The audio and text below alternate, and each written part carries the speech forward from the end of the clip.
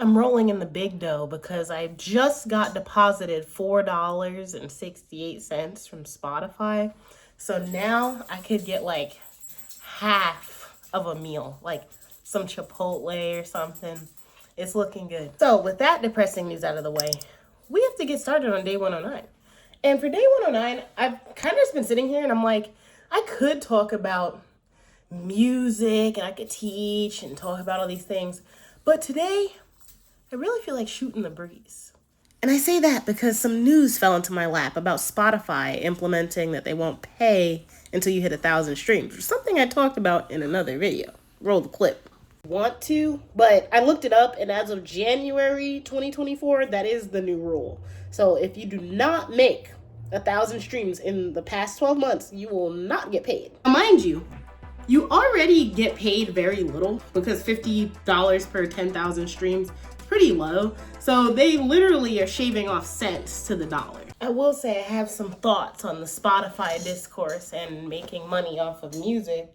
And I was kind of thinking about it, and the more I think about how hard like Spotify and these companies want to make it to be able to, like, I don't know, buy some chips, the more I'm like, they really do be hating artists though.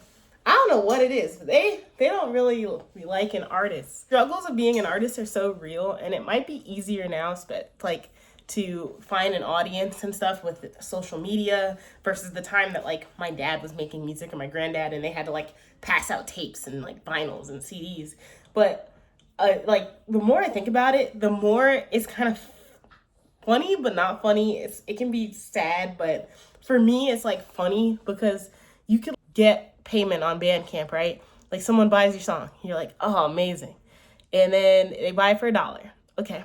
Then Bandcamp takes a cut. You're like, okay. Like the revenue share from that.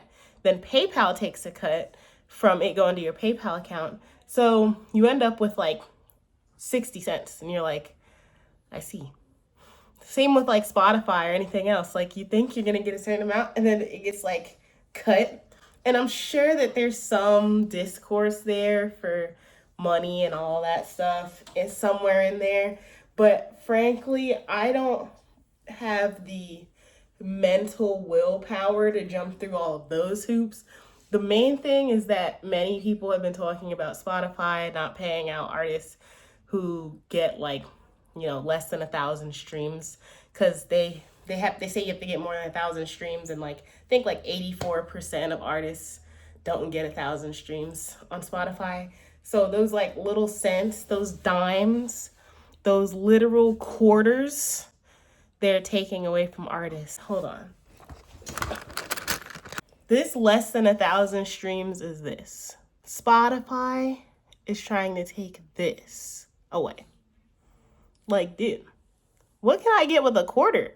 And like, by the time I get $1 from Bandcamp, like I've sold like 2 songs before I get that $1 from Bandcamp.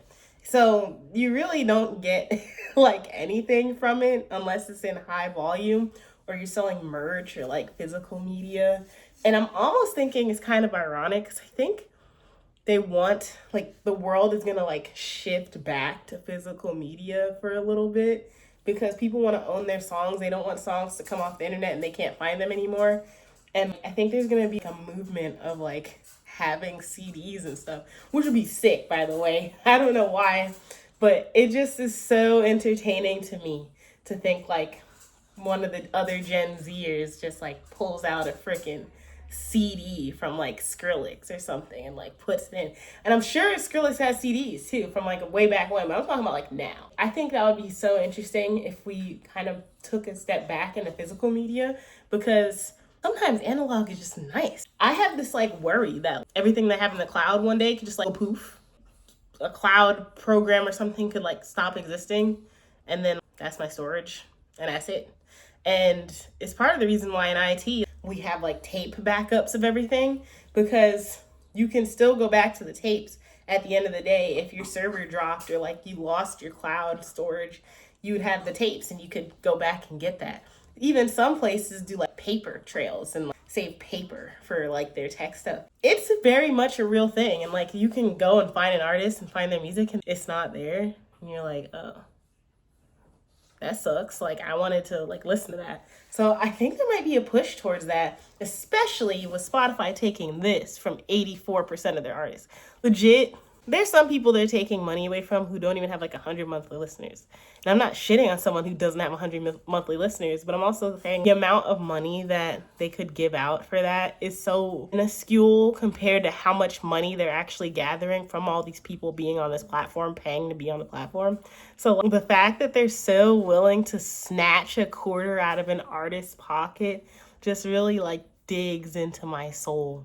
And I'll be thinking about that for a little bit. But I think this year we're going to have to kind of take that back from streaming services and like show that artists can make money in different ways, because you just can't really rely on like Spotify or anything. They don't really care. And I hate to say that and sound like one of those edgelord people who just kind of like, oh yeah, the corporations don't care, but they really don't. If they did, they would treat artists better, because they're the people who create and put things on the platform. So you would think that they would do that, but alas, I've ascertained that they are not, in fact, going to do that.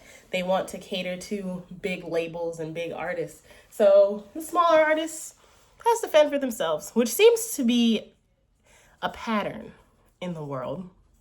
The smaller indie kind of company or artist or whatever, they really have to pave their own way. But on the flip side of that, we do have the internet, we do have social media, we have ways to connect with our audience, we have Patreon, we have physical media, and I think there's going to be a shift to maybe having some CDs or like some tapes or something. I just bought a tape recently and it was pretty sick. I was like, oh, I might have to get like a tape. It just has like, it's just yours. It's yours and it's always there. So something to think about. And for all the people who are worried about the 1,000 streams rule and been interested in music and music production, or even just in uploading music, don't let it discourage you from not uploading music, because at the end of the day, it may start as a hobby and it might build into something more, or it's something that you really want to do and you can do without Spotify being your main source of income.